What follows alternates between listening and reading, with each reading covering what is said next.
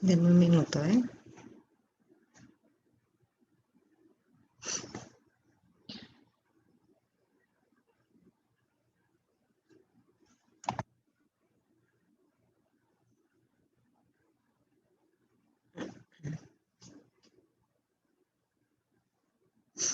Mm.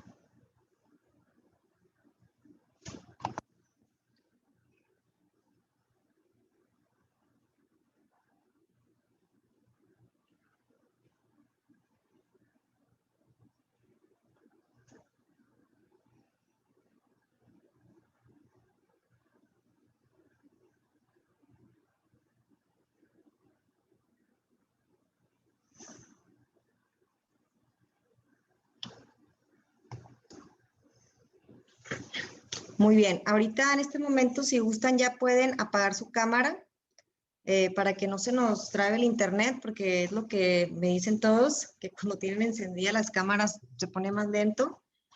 Pero durante la clase voy a hacer preguntas probablemente al azar y esto lo hago con la finalidad de que saber que están ahí, ¿eh? Y incluso puedo tomar lista durante la clase.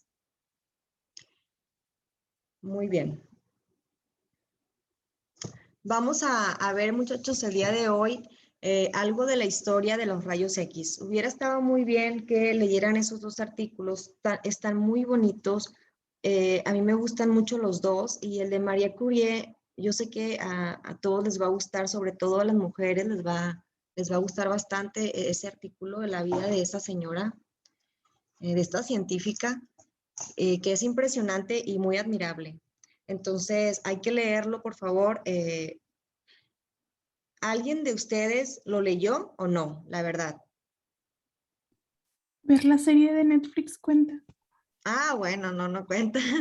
Bueno, sí cuenta. Pero para la clase de hoy, los artículos que les mandé, el de los dos, ¿nadie leyó ninguno, aunque sea uno? Nadie. Si nadie lo leyó, van a tener que hacer un resumencillo o algo, ¿verdad? Aunque sea lo más básico, porque hay que leer. Si uno lo leyó, se salvan, ¿eh? ¿Para cuándo es el resumen? ¿Nadie lo leyó? Bueno, ahorita les digo. Bueno, tenía la esperanza de que al menos uno lo haya leído. Entonces, pues no saben quién es William Conrad Roentgen, ¿verdad? Porque no leyeron el artículo. ¿Sí saben? Sí. ¿Quién es este señor? Bueno, qué bueno. El 8 de noviembre de 1895, este señor Roentgen descubrió que una pieza de cartón cubierta con cristal de platino cianuro de bario se volvía fluorescente cuando un haz de rayos X, bueno, más bien de rayos catódicos, pasaba a través de un tubo de Hittor. Este es un tubo de Hittor que estamos viendo aquí. Tiene un ánodo y un cátodo del otro lado. Fue así que él realizó la primera radiografía de la historia, que fue la mano de su esposa Berta Roentgen. Roentgen no conocía cuál era la naturaleza de estos rayos, por eso se les nombró como rayos X. No sabía cómo decirles, entonces él dijo, les pongo así, rayos X. Este descubrimiento, se imaginan, causa una revolución impresionante en esa época y todas las personas empezaron a utilizar los rayos X para todo. O sea, lo usaban en las ferias, en los circos, en las exhibiciones. Ellos leían las mentes de las personas, de las personas que estaban en la cárcel, por ejemplo, los asesinos, leían sus mentes con los rayos X, supuestamente, ¿verdad? Y hacían todo, o sea, hacían de todo con estos rayos, o sea, todo lo que ustedes, lo que nosotros nos imaginamos y hasta lo que no nos imaginamos. Entonces, no se les olvide esta fecha, 8 de noviembre de 1895, se realiza el descubrimiento de los rayos X por Roentgen, William Conrad Roentgen. En 1897, Antoine Becquerel, el cual fue un médico francés y es considerado como el padre de la radiología en Francia, él compra con su propio dinero un fluoroscopio. Sí, obviamente fue después del descubrimiento de los rayos X. Él compra un fluoroscopio y lo empieza a utilizar en sus pacientes. Sí, mi amor. Entonces, bueno, este señor pues era un médico cardiólogo y él pues escuchaba miles de corazones con su estetoscopio en aquellos tiempos. Entonces, ahora después de que él con su dinero compra este fluoroscopio, ahora podía ver las imágenes de los corazones cuando estaban palpitando con el fluoroscopio. En la próxima clase me van a decir qué es un fluoroscopio. En estas mismas fechas, María Curie, la cual es una científica, bueno, fue una científica de Polonia, ella descubrió dos elementos químicos, imagínense, descubre el radio y el polonio. Este descubrimiento pues la hizo acreedora de 2 premios Nobel. Su mayor aportación, la mayor aportación de ella, aparte pues, de este increíble descubrimiento de los elementos químicos, fue que ella ella se dio cuenta que la radioactividad es una propiedad fundamental de los átomos de la materia y no el resultado de un proceso químico. Entonces ella dijo, a los elementos que emiten radiación los denominó radioactivos y a la nueva propiedad de la materia revelada en estas emisiones, ella las llamó radioactividad. Entonces de ella vienen estos términos de radioactivo y radioactividad. De 1914 a 1918, Anton Mecler y María Curie encabezaron lo que sería una especie de departamento móvil de radiología en lo que fue la Primera Guerra Mundial. Este departamento móvil estaba equipado con un fluoroscopio y era utilizado en ese entonces para encontrar las balas y los restos de metralla de los soldados. Aquí fue, o en este momento fue, donde la radiología se impone como una disciplina médica. Pero en ese momento no se conocía todos los efectos que traían consigo el uso de rayos X. Entonces, ellos hacían todas estas emanación de radiaciones sin utilizar ningún tipo de protección. Entonces, en todas las personas de esta época, incluida María Curie, todos los que utilizaron estos equipos de rayos X empiezan a presentar efectos adversos. En esa época el más común fue la radiodermitis, pero en algunas personas, o sea, como fue tan discriminado el uso de los rayos X, incluso condujo a amputaciones de sus dedos, la mayoría de estas personas.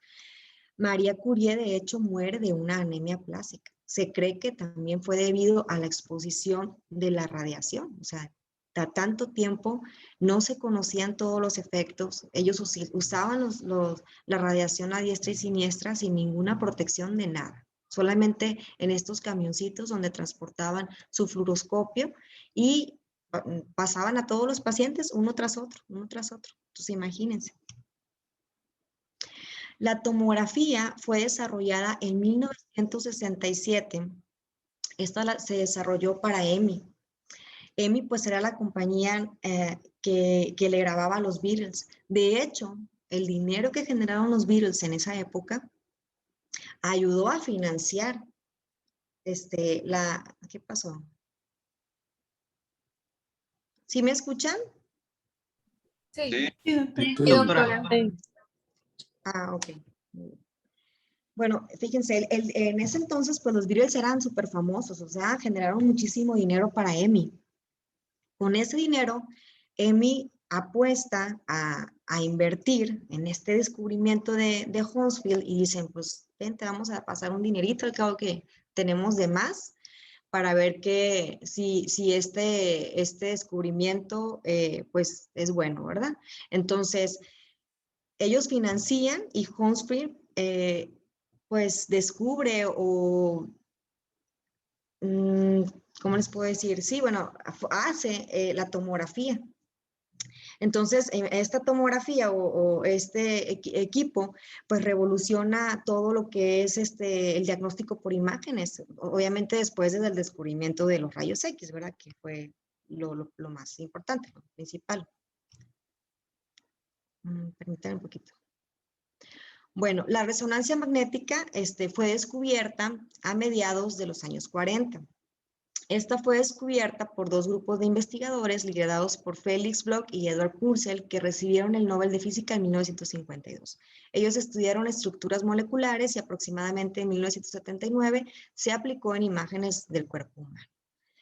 El descubrimiento de la resonancia magnética también fue un descubrimiento muy importante, pero bueno, como se darán cuenta, la tomografía, obviamente los rayos X y la tomografía, pues fueron los más revolucionarios, ¿verdad? Y la historia del ultrasonido a mucha gente, a algunas personas se nos parece un poquito aburrida, pero pues es también importante que la conozcamos. Lázaro Spallanzani descubre en 1700 la existencia de ondas de ultrasonido como un fenómeno de la naturaleza. Él lo hace observando cómo los murciélagos atrapaban a sus presas. En la segunda mitad del siglo XIX, los hermanos Curie descubren las propiedades de algunos cristales conocida como efecto piezoeléctrico, que es el efecto que utilizamos en el ultrasonido, lo cual pues sirve de base para la utilización de las ondas de ultrasonido. En el siglo XX se realiza una de las primeras aplicaciones en el área de la marina, también en la aviación y después en medicina, y en 1950 el ultrasonido es aceptado por las sociedades médicas como un instrumento de diagnóstico en medicina. Entonces, como se darán cuenta, los equipos de diagnóstico, tanto resonancia magnética como ultrasonido, o sea, son de descubrimientos recientes, pero han evolucionado muy rápido en muy pocos años. Entonces, tenemos tomografías y ultrasonidos de últimas generaciones y estos avances han sido en muy poco tiempo. Bueno, continuando un poquito con lo que les decía hace ratito del uso indiscriminado de los rayos X, debido a este uso indiscriminado, y por el que se presentaban innumerables efectos secundarios en el personal de salud que manipulaba estos equipos, entonces se debió, bueno, en 1928 crearon un Congreso Mundial de Radiología llamado Comité Internacional de Protección para los Rayos X y el Radio. Este comité fue reestructurado en 1950 y constituye la actual Comisión Internacional de Protección Radiológica. O sea, existe una comisión de protección radiológica para evitar los efectos de la radiación. Este órgano de referencia mundial es, pues, como les digo, para establecer los conceptos y principios de un sistema de protección y, consecuentemente, los criterios y normas internacionales y nacionales. En México, nosotros contamos con una norma oficial mexicana que es la número 229, ¿sí? Vamos a revisar algunos puntos importantes que incluye esta norma y que serán de utilidad para ustedes cuando estén en el internado y sobre todo cuando pues ya sean médicos generales, primeramente Dios. La norma oficial mexicana 229 establece los criterios de diseño, construcción y conservación de las instalaciones fijas y móviles, los requisitos técnicos para la adquisición y vigilancia del funcionamiento de los equipos de diagnóstico médico con rayos X, los requisitos sanitarios, los criterios y requisitos de protección radiológica que deben de cumplir tanto titulares como responsables, asesores especializados en seguridad radiológica, en establecimientos para el diagnóstico que utilicen equipos generadores de radiación ionizante para uso en seres humanos. La protección radiológica se basa en el principio de ALARA, por sus siglas en inglés, que significa tan bajo como razonablemente sea posible, tomando en consideración las condiciones sociales y económicas. Este concepto, el concepto de ALARA, fundamenta la filosofía de la seguridad radiológica.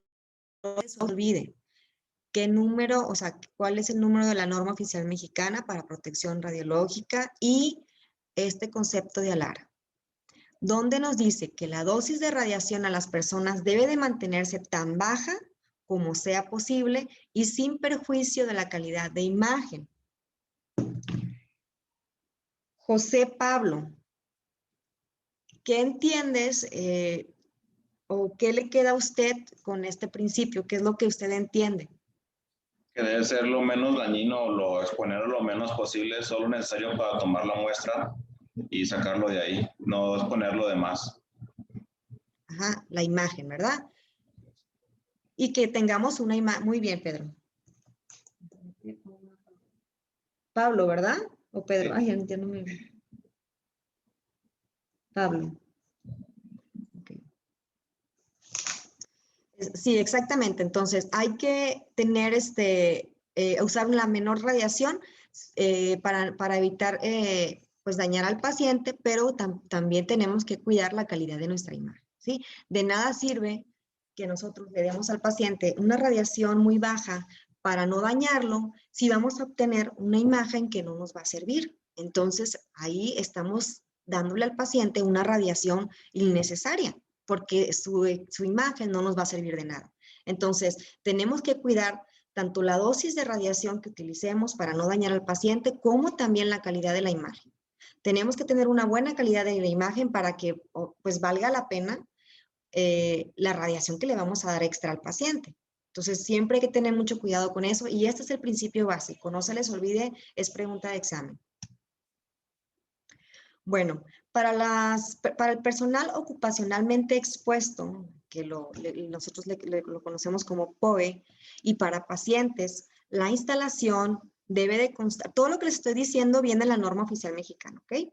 Debe de contar con dispositivos de protección tales como mamparas, mandiles, collarines, protección de tiroides, protectores de gónadas y todo aquel implemento que sea necesario. Bueno, en todos los gabinetes deben de contar con todo esto que les acabo de decir. Entonces, cuando ustedes vayan a hacer sus prácticas o en el internado, que los manden por algunas radiografías o algún estudio, pueden pedirlo, pueden solicitarlo al técnico radiólogo que esté en ese momento, que les proporcione. En caso de que ustedes vayan a estar del lado donde esté el paciente, ¿verdad? Donde se van a emitir los rayos X. Deben ustedes tener adecuada protección, ¿eh? Entonces ahí pueden ustedes pedirlo. No siempre hay todo, entonces, pero sí la persona que se esté exponiendo debe de contar con todos estos dispositivos de protección. Bueno. La solicitud, fíjense bien, esto es bien importante, muchachos. La solicitud de un estudio de imagen tiene carácter de interconsulta. ¿Qué quiere decir esto? Que así como ustedes les van a decir, doctores, pidan una interconsulta a neurología. Van a hacer un formato de interconsulta, ¿verdad? En todas las áreas de salud, los hospitales tienen ahí su formato de interconsulta. Lo mismo, la misma importancia que tiene una interconsulta a cardio, a cirugía, a donde ustedes quieran, la tiene para el hecho de que ustedes pidan una imagen o un estudio diagnóstico. Es una interconsulta y como tal debe de estar bien solicitada. Entonces, toda solicitud debe de estar firmada por el médico solicitante y el examen solicitado